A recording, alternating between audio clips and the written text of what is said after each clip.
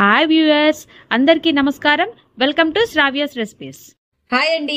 ఇవాళ మన recipe tomato ముక్కల పచ్చడి. టమోటా ముక్కల పచ్చడికి ఏమేం కావాలో చూద్దామా.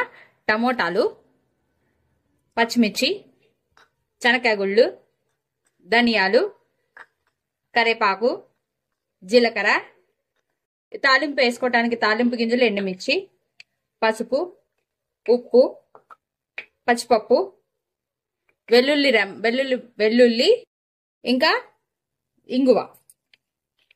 ఇక ఆ ప్రాసెస్ స్టార్ట్ చేద్దామా. బాండి పెట్టుకొని ఆయిల్ పోసుకోండి.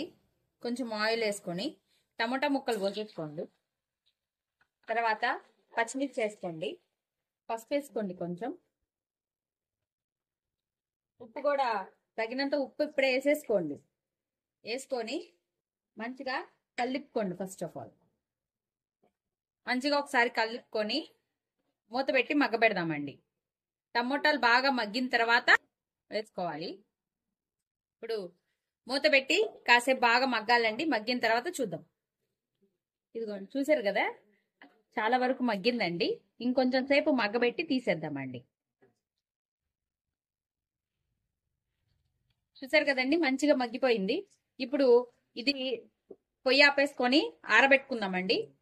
ఈలోగా ఏం చేయాలో చెప్తాను. ఫస్ట్ మనం ఒక జార్ తీసుకుందామండి. చిన్న జార్ చాలు. ధనియాలు, జీలకర్ర